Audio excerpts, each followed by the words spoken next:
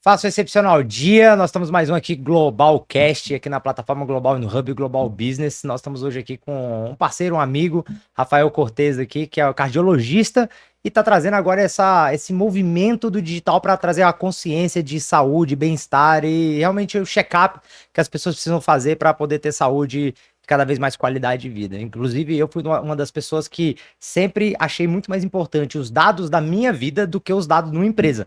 Muitas pessoas olham para as empresas, para os negócios e ficam pensando assim, cara, como é que eu poderia melhorar os dados da minha empresa, o meu payback, o meu ROI, as minhas despesas fixas, variáveis, enfim, um monte de coisa, custos.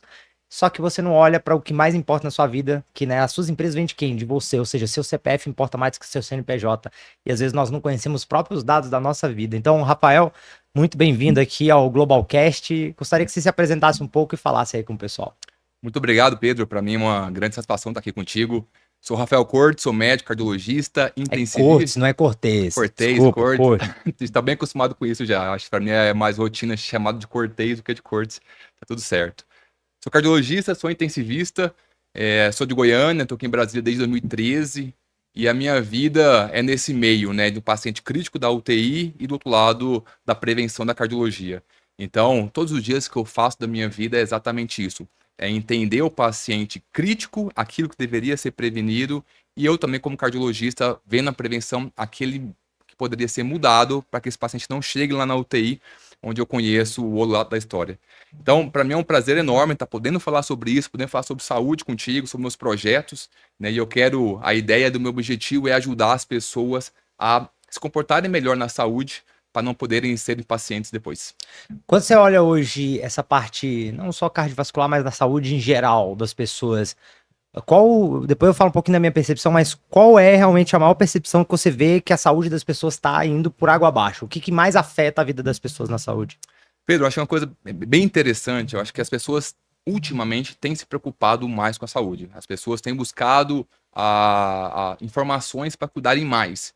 Mas hoje eu percebo que muita coisa é negligenciada. Dentre essas coisas negligenciadas, eu acho que é o sono e o controle do estresse. As pessoas acham que é uma banalidade, controle do estresse, isso faz parte do dia a dia. A gente, vocês sabem muito bem disso, que busca performance, melhorar no seu dia a dia, e que tá tudo certo. Eu acho que a gente tem que buscar performance, a gente tem que buscar melhorar. Às vezes o mesmo trabalho que você faz fazendo mal feito é o mesmo trabalho fazendo bem feito.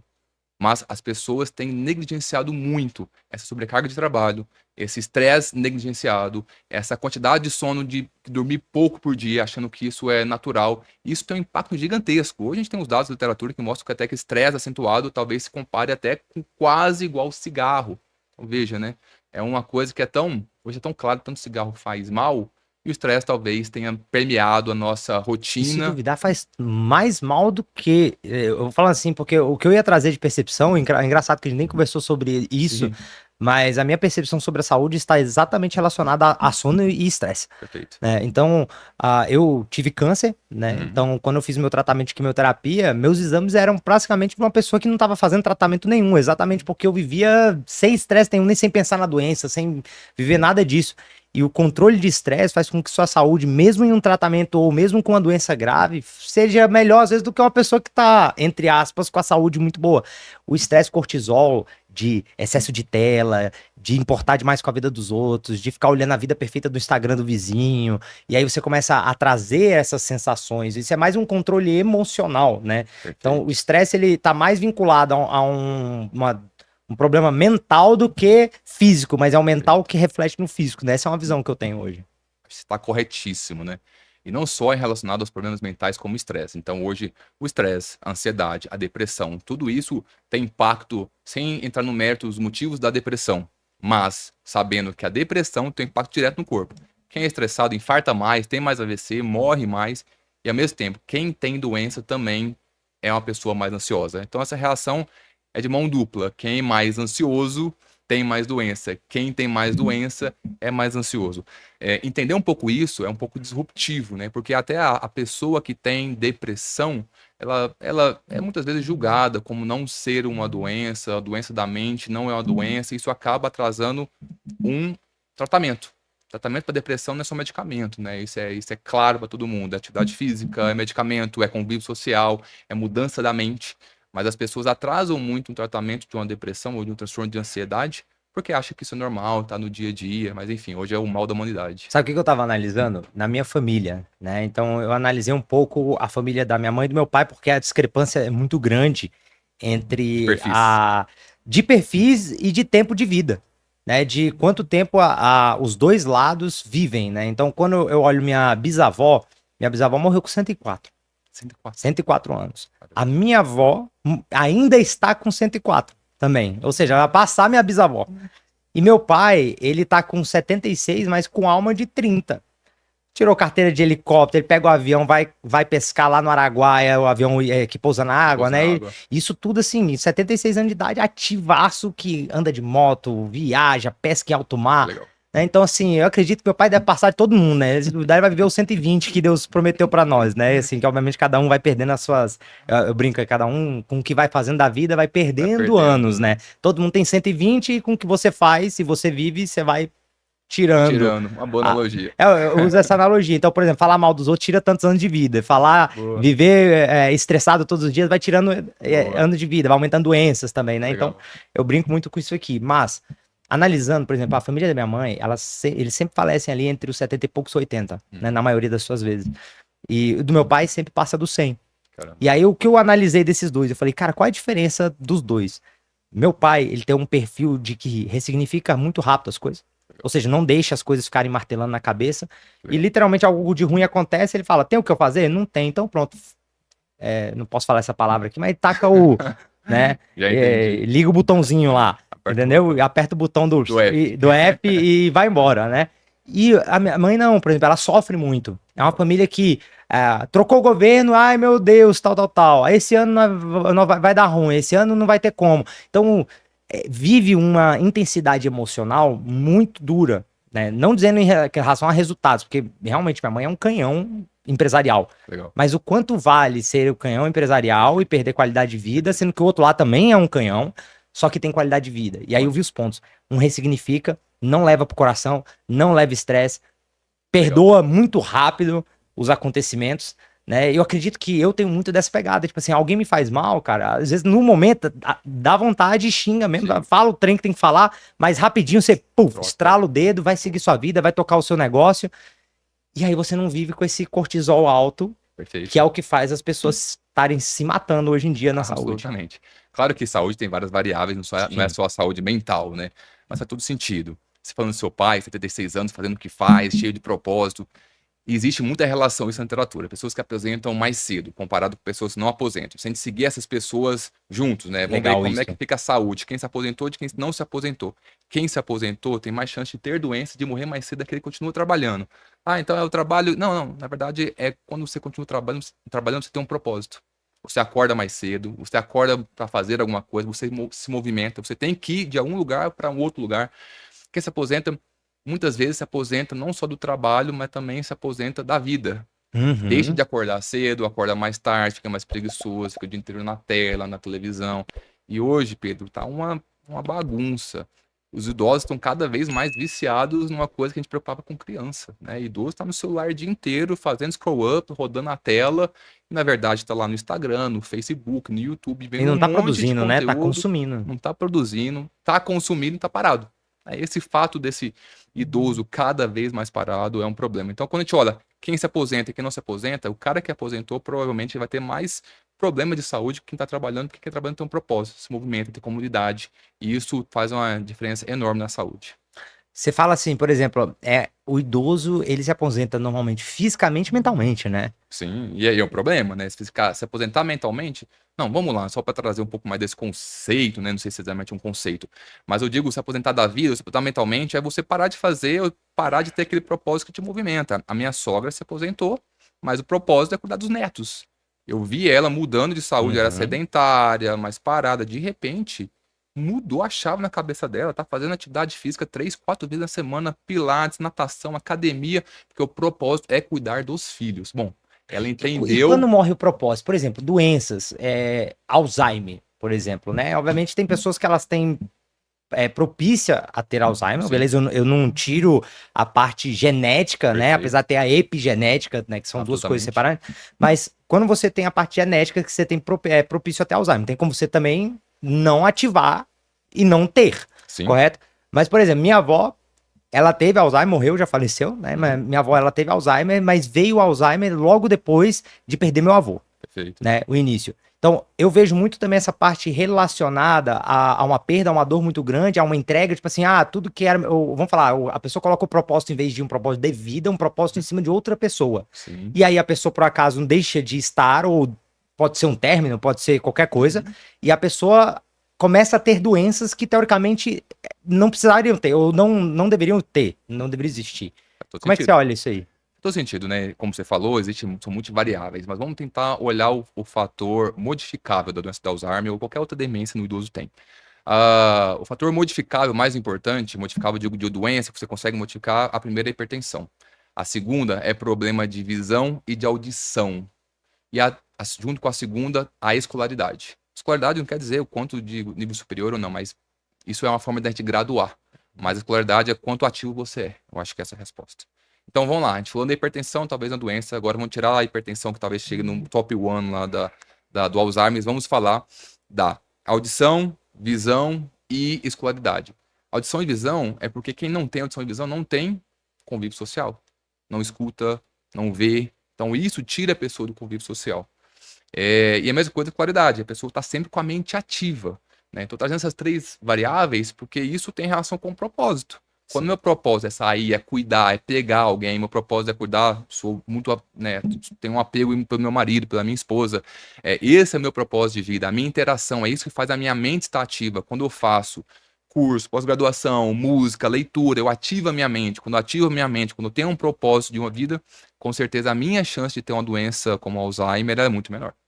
Então, acho que quando eu penso audição, visão, leitura, tudo isso eu quero dizer interação da minha mente com alguém, com algo. Isso tudo a gente dá para trazer como um propósito. Sim. E para os jovens hoje, quando você fala assim, cara, o que que o jovem deveria estar fazendo que eles não estão fazendo hoje para melhorar a sua saúde? Eu acho que é exatamente menos interação social e mais ansiedade. Hoje os jovens, dá para ver isso, né? Se interagem de forma pessoal muito mais na rede social, muito mais se Muito menos comparando, presencial. muito menos presencial, muito mais na rede social e mais ansiosos e sempre se comparando, né? Se comparando não com uma colega que está do lado, que eu acho que a comparação, eu acho que é uma coisa, ela é muito saudável quando a gente coloca para cima. Mas uma comparação de uma rede social, geralmente é aquele olhar distante, você não consegue, você não vê o esforço que essa pessoa fez para chegar ou para estar lá, você se compara de forma direta, e essa comparação de forma direta ela é simplista e meio burra. A pessoa geralmente ela se sente inferior, e isso traz mais ansiedade, mais depressão. Então, não sou especialista nisso, né, Pedro? Mas hoje eu vejo os jovens desse jeito, muito mais ansiosos, com menos interação. E a rede social, eu acho que ela potencializa muito essa comparação chucra, Você já viu um burra. gráfico? Eu achei muito interessante quando eu vi. Eu não vou saber falar os números exatos, mas depois se você estiver aí em casa, você procura aí na internet, etc. Mas eu achei muito interessante, mostrando desde 1900 e alguma coisa até nos dias de hoje, aonde você conheceu a sua esposa. E aí vem mostrando, tipo assim, não, foi um parente que me Amigo. apresentou, foi a mãe que apresentou né, sempre assim, aí era tipo 99%, né?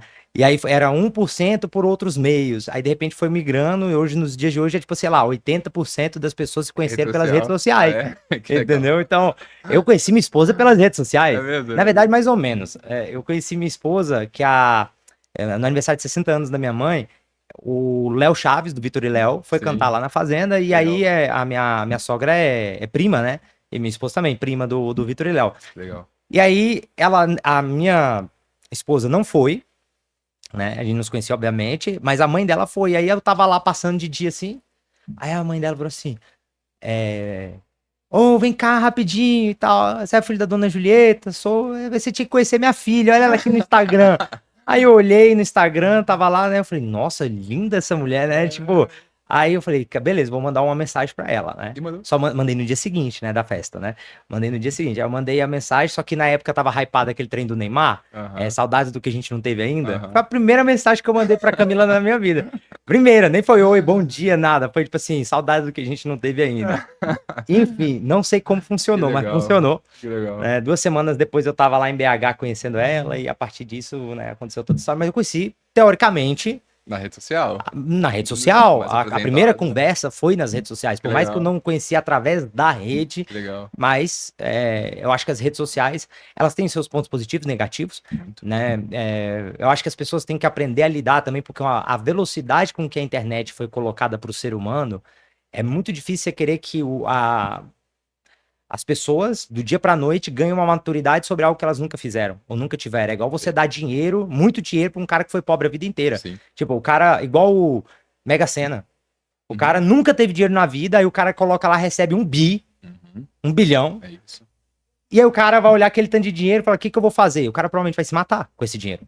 Alguma coisa ele vai fazer de errado com esse dinheiro, porque é Sim. muito dinheiro, ele nunca viu isso na vida. Então, quando você vai ganhando maturidade, você vai se aprendendo a se controlar. E eu vejo que nós estamos numa virada da população também, que a gente está começando a ganhar maturidade. Para saber o que é fake, o que não é fake, aonde pesquisar, para não ficar com dopamina. E, obviamente, nossos pais, eu vejo muitos, são muitos tiozão do WhatsApp. Então, eles compartilham tudo ainda, né, não olham. Mas a nova geração pesquisa. Concordo. A nova geração está começando a aprender o momento de desligar, o momento de desfrutar, mas ainda está nessa maturação social, né? Então, eu acredito que essa maturidade de telas precisa ser aprendida ainda pela população. E quando você fala isso sobre essa curva, né, que agora é começando a inverter, eu acho que na saúde também a gente está começando a viver um pouco isso, né? Antes é essa coisa de escassez de informação, agora um monte de informação nas redes sociais, do Google, da IA, e as pessoas agora tendo um pouco mais de senso crítico em acreditar que aquilo que está ouvindo faz sentido ou não. Porque tem muita porcaria, né? Não sei, talvez trazendo para um outro modelo de negócio, né? Do agro. Você entende muito mais do que eu sobre o agro.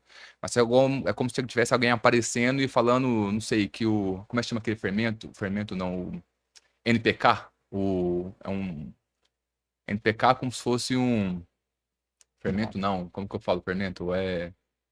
Adubo. Você fala adubo, Adubo, ok. pronto. Como se fosse um adubo. Ah, então vou chutar números aqui que eu não sei, tá, Pedro? Ah, o NPK 40 é o Eu melhor nunca formei em agronomia, adubo então de essa técnica, soja. eu sou Então, igual o Fernando Burrão, entendeu? Você conhece o aquele Fernando negócio, Burrão? não sei. Não, isso aí não tem competência pra isso aí, não. Boa, boa, boa. Então, mas como se fosse Sim. um adubo Sim. revolucionário que ninguém escutasse, ou se alguém inventasse, falasse, esse adubo vai dobrar a sua produtividade, a indústria não quer que você saiba desse adubo, ninguém nunca falou, esse adubo foi usado em 1930, e aí começa a fazer informações soltas, começa a fazer informações fragmentadas, ah, esse adubo era usado em 1930, onde a gente não tinha nenhuma ferrugem asiática, sei lá. Sim. Então, por isso, nós devemos voltar em 1930 com o NPK 40-40-40. Então, as informações de saúde estão cada vez piores, né? Mas eu tenho percebido essa sutileza das pessoas tomarem um pouco mais de cuidado, que esse excesso de informação, ela realmente tem muito ruído, mas as pessoas estão um pouquinho mais preocupadas em segui-las, ou não, né? Então, as pessoas estão, talvez, essa curvinha de querendo saber um pouco melhor antes de acreditar, eu acho que também está acontecendo na A saúde. gente tava até falando um pouquinho antes aqui sobre a pessoa seguir uma linha, né? Então, por exemplo, eu saí de casa, né? Não adianta eu querer seguir todas as vertentes da saúde, né? Uhum. Existem médicos endócrinos, vou dar um exemplo, o endócrino extremamente naturalista, Uhum. né? Inclusive, eu não consigo entender muito, isso é uma coisa minha, tá? É pessoal minha, entender um endócrino ser 100% naturalista, porque ele deveria ser nutricionista, Exato. não endócrino. Tá? Assim, é uma visão minha, ele devia estar num outro cargo.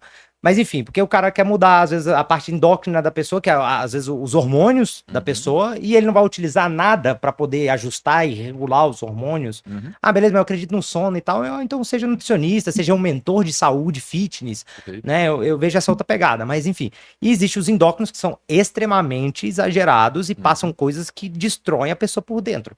Ainda mais se a pessoa não souber lidar com o que tá tomando, né?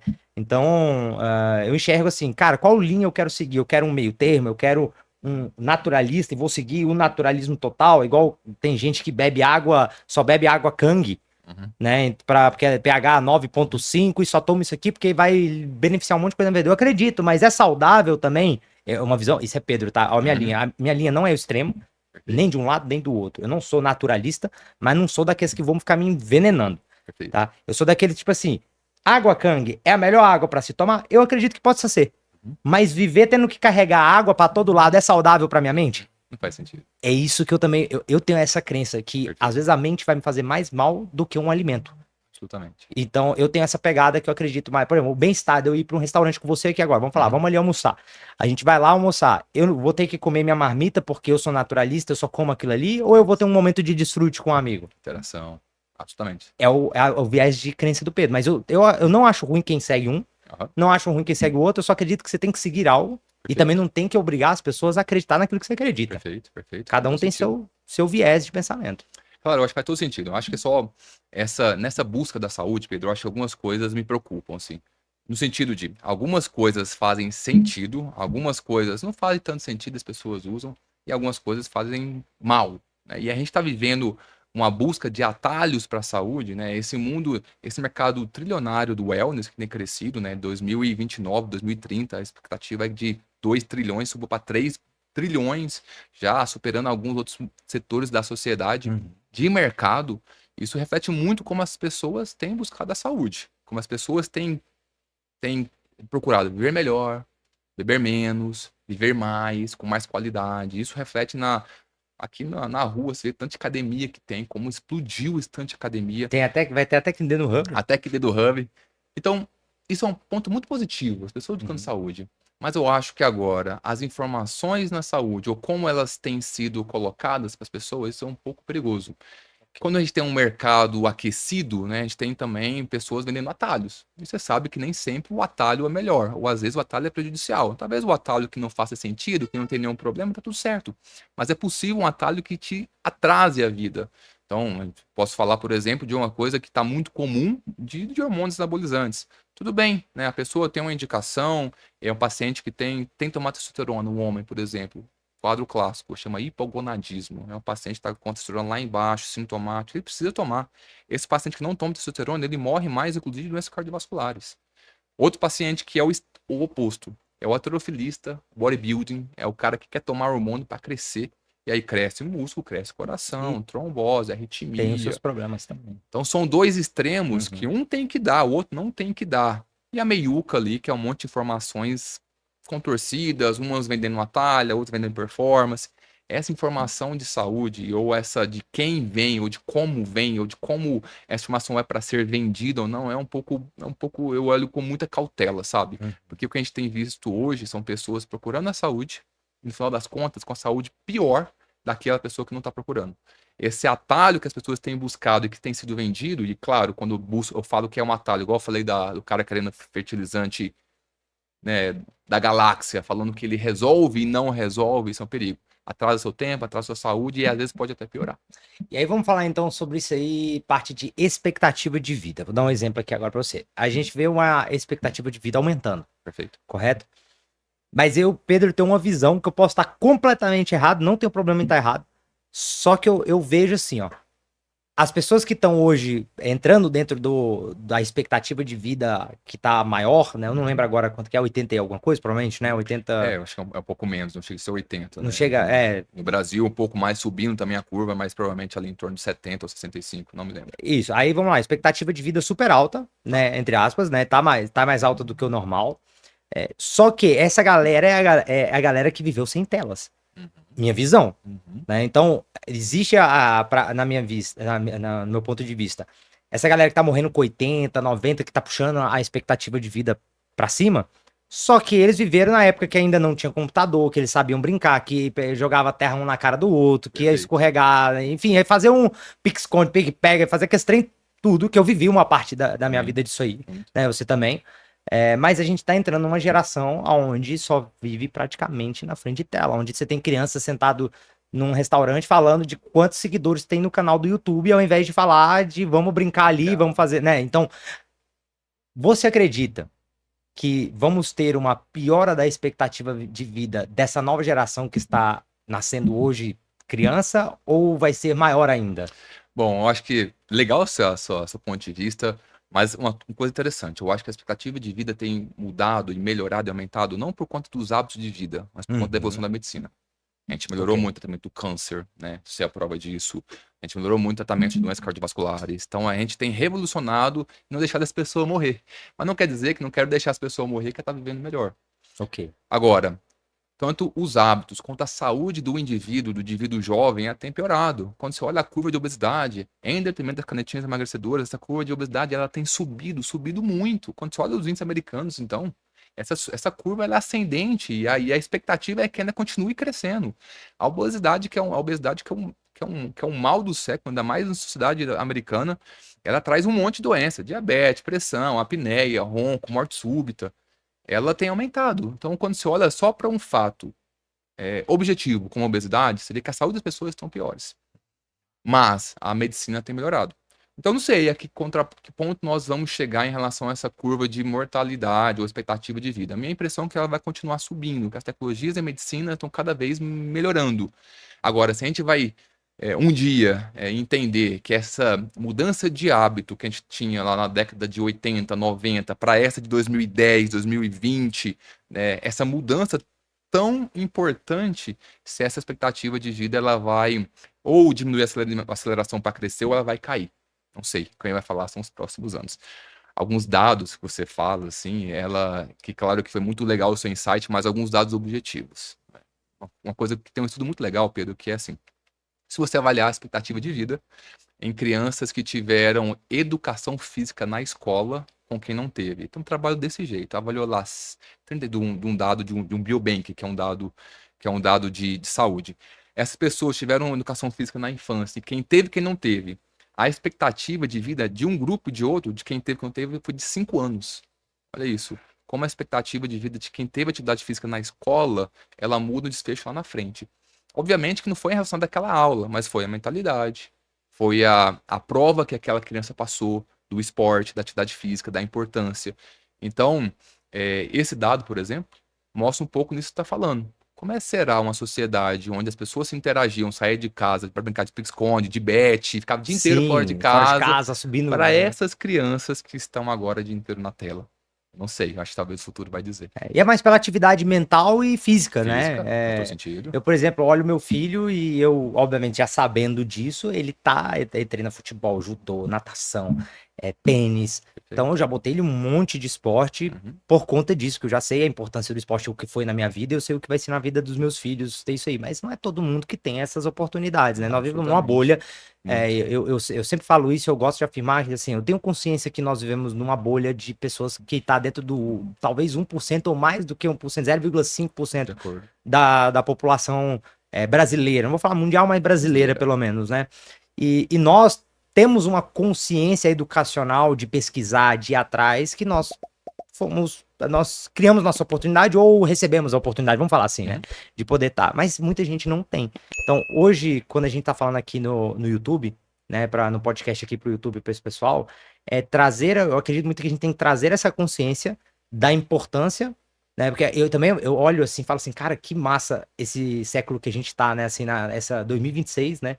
E a gente poder ter um atleta, eu sou mentor, né? Eu sou empresário e fui atleta profissional, 3 vezes campeão brasileiro, conversando junto com um médico cardiologista, onde várias pessoas no YouTube têm a oportunidade de aprender de saúde, discussões importantes da sociedade e podendo furar essa bolha, às vezes, de casa, né? Então, eu acredito muito nisso, é legal. Mas nós sabemos que vivemos numa bolha onde a gente precisa levar a educação, tanto cardiológica, médica, quanto mental, para a população com menos acesso. Menos acesso. Perfeito. Menos acesso. Todo sentido. Esse esporte que a gente está falando, na verdade, a mudança na saúde não é do esporte na hora que seu filho fica lá no tênis. Isso é uma hora lá que ele fica, não sei, 1, 2 na semana. Sim. Mas é o que ele vai aprender com isso e levar isso pro resto da vida. Essa questão da criança, não só no esporte, então é importante a gente levar para a criança a mentalidade, levar para a criança o que é importante, porque é isso que ela vai carregar no resto da vida.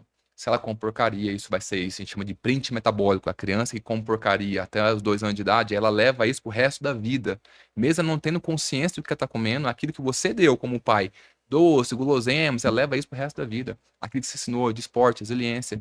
Então é uma forma de aprendizado. Então acho que essa provocação sua é muito legal, não tenho resposta para isso, mas a gente tem dados para saber que talvez esse mau hábito, essa geração que está em frente à tela, talvez terá um prejuízo futuro. Olha que louco esse negócio da mentalidade que você falou sobre o esporte. Eu eu era ruim em tudo que eu fazia na infância. Todo tipo Mentira. de, tô te falando. Ruim em todo tipo de esporte. Pode perguntar meus pais, cara. Era futebol, qualquer coisa que eu pegava eu era ruim. Eu lembro que eu treinava de moto quando eu comecei, acho que aos 13 anos de idade. Meu irmão pilotou nessa época um pouquinho, né, de moto, trilha e tal, mas ele tinha muito mais talento e habilidade em qualquer coisa do que eu. Só que eu fui muito dedicado, fui um cara que botei muita energia e por mais que eu fosse ruim, eu tinha uma crença que eu ia me tornar o melhor. Muito forte. E comecei a fazer até que um dia eu falo que foi as trilhas neurais mesmo, né? Porque eu acredito muito nisso, trilhas neurais, você vai trabalhando o seu corpo e uma hora eles clicam, os neurônios clicam. E aí eu falo que é o clique, né? Que a gente vira a chave da mente e parece que nunca mais você vai voltar a ser aquela pessoa de antes porque você teve um clique, Legal. né? E esse clique muda a fase da sua vida. Depois que eu fui campeão brasileiro, eu literalmente tudo que eu peguei pra fazer de esporte, seja tiro esportivo que eu já fiz, fui vice-campeão brasileiro do tiro de precisão de pistola Legal. pela Copa Pro Armas. Já jogo tênis hoje, eu com 1 ano e 2 meses jogo com gente que joga há 10 anos. Então, assim, a moto 3 vezes campeão brasileiro, 14º do mundo. Então, depois que eu virei uma chave na minha mente, a crença de confiar, acreditar, porque o ser campeão, na verdade, é mais mental do que físico. O físico, todo mundo chega num nível que todo mundo tem um Se físico. parece. Top, muito. Muito top.